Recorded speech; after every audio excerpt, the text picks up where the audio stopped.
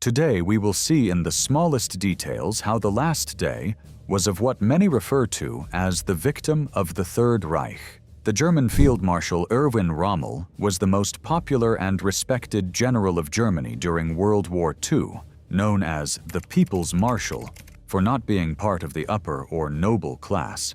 Unlike most German military officers, Rommel was extremely close to Hitler, being appointed by the Führer to lead his personal security abroad. In a way, he contributed to the planning and execution of the invasion of France, disobeying, however, orders to fight to the death, even if it resulted in the loss of all his troops. This disobedience could have cost him his career. Moreover, he refused to obey orders to kill captured commandos behind enemy lines. Despite his disobedience, Rommel was a brilliant strategist on the battlefield, winning battle after battle on behalf of the Führer. Winston Churchill, speaking to Parliament, described Rommel as a bold and skillful opponent, recognizing him as a great general even amid the chaos of war. Rommel became a legendary public figure in Nazi propaganda, but also among the Allies and in post-war culture, with many authors judging him a brilliant and apolitical military commander.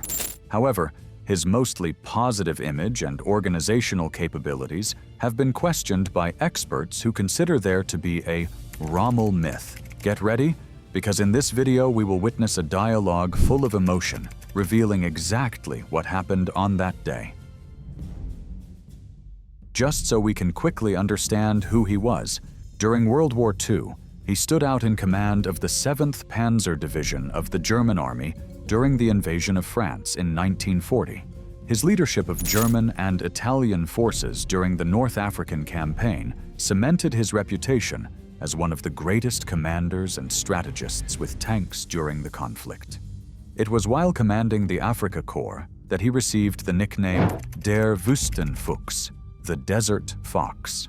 Rommel was respected even by his adversaries. The British recognized him for his chivalry, and the fighting in Africa was often referred to as a war without hate. After being defeated in the Second Battle of El Alamein, he was transferred to face the Allies during the invasion of Normandy in June 1944. Rommel supported Hitler's rise to power, although his reluctance regarding anti-Semitism and Nazi ideology and his level of knowledge about the Holocaust remain controversial among scholars.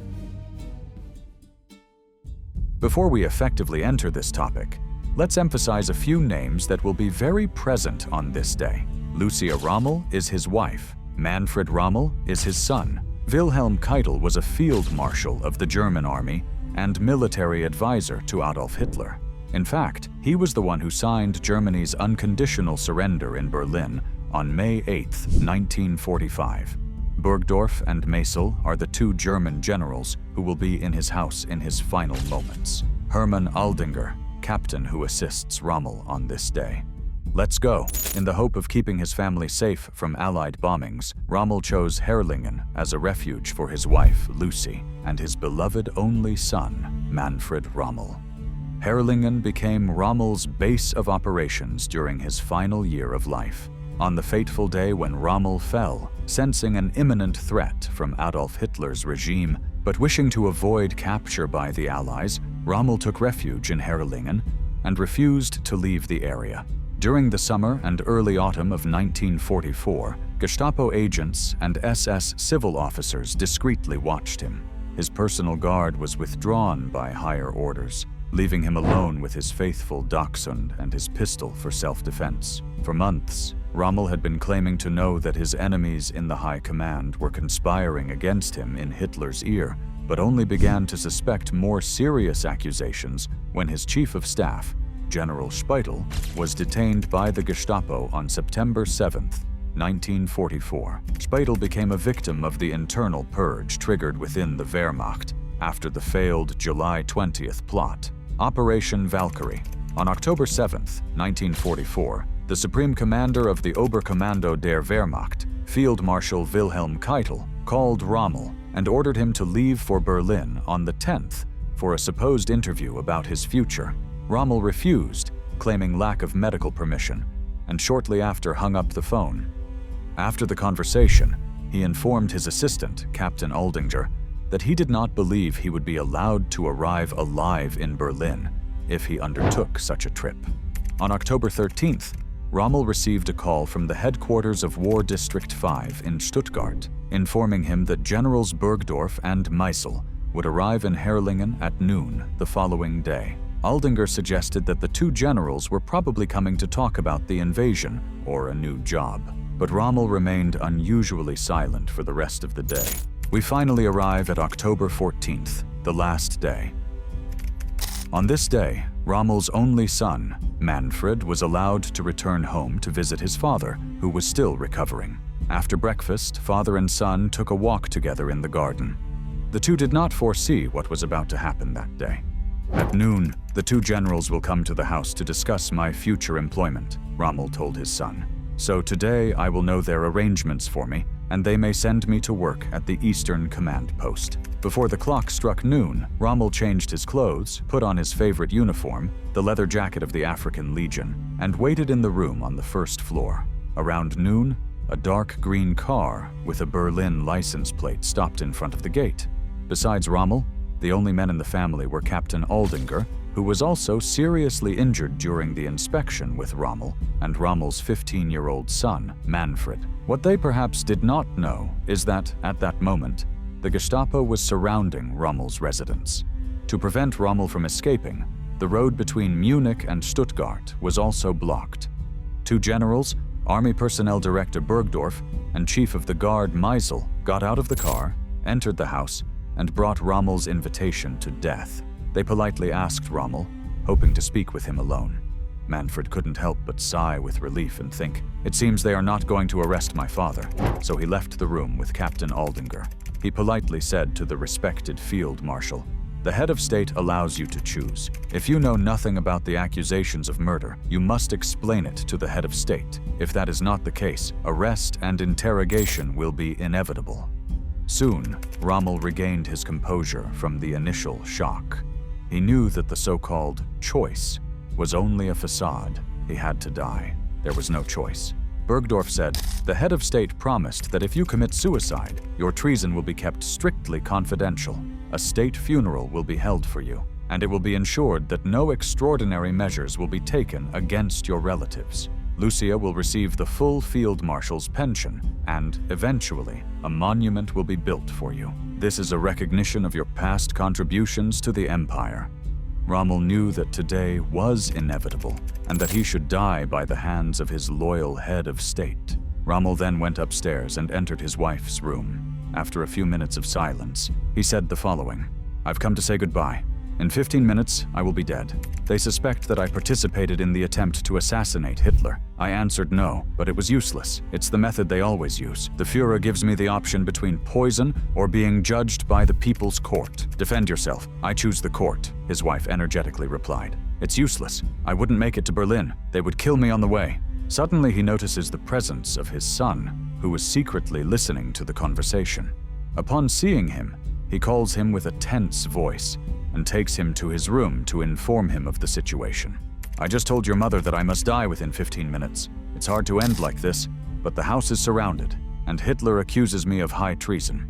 Given the services rendered in Africa, I have the option of committing suicide with a poison that the generals carry with them, and which will take effect in 2 seconds. Do you believe that?" interrupts Manfred. "Yes, I believe.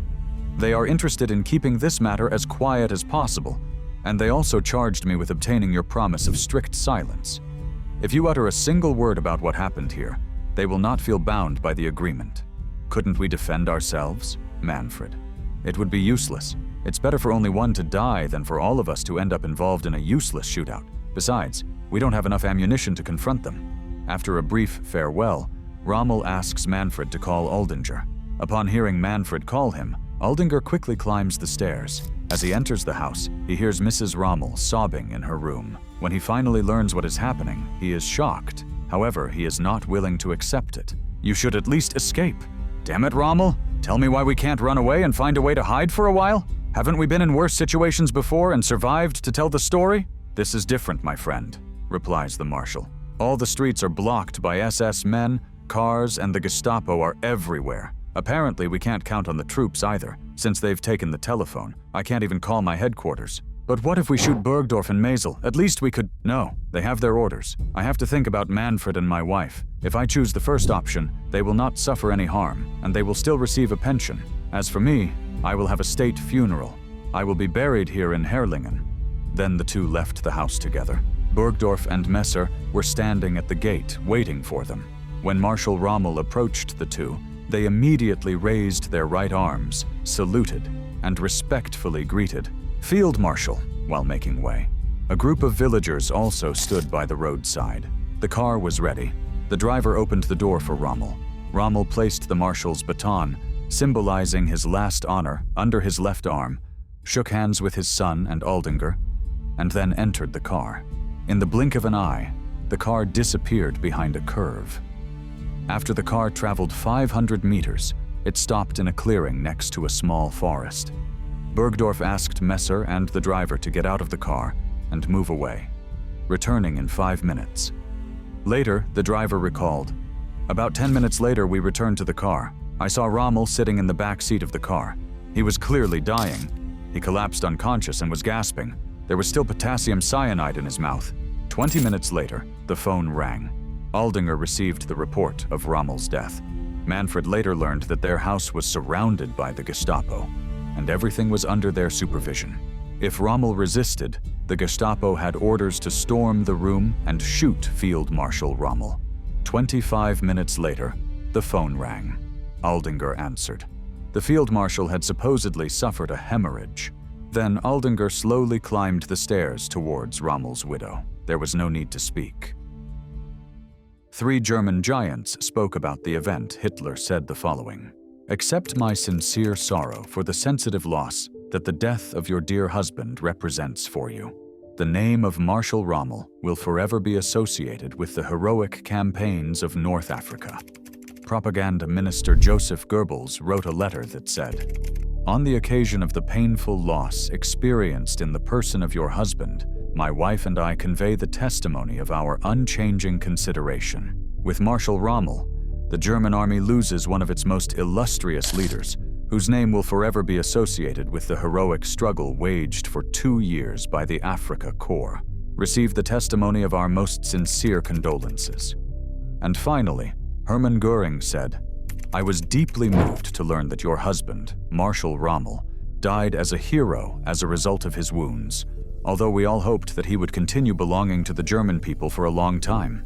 I express my deep sorrow on my own behalf and on behalf of the German Luftwaffe." His funeral was held on October 18, 1944, with the highest military honors of the Third Reich, and, officially, his cause of death was announced as the result of injuries he had received months earlier. His remains, after being cremated, were buried in Herrlingen, Germany, in the cemetery near his home. His family was not persecuted after his death. One of his sons reached the position of mayor, Bürgermeister, of the city of Stuttgart. Countless legends arose around the myth of Rommel, but his military skill and conduct on the battlefield were never questioned. Narratives such as the expression, "to do a Rommel," adopted by the soldiers of the British 8th Army to describe the flawless execution of a task, highlight his cunning and improvisational ability, which earned him the nickname Desert Fox.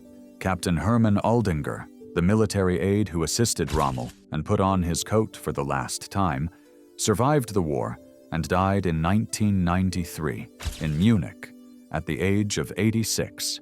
His wife passed away on December 26, 1971, at the age of 77, and was buried next to the remains of her husband. Erwin Rommel served under 3 German governments, never joining the Nazi Party, and died at the age of 52. Thank you very much for your audience. May God bless you all. A big hug, and see you soon.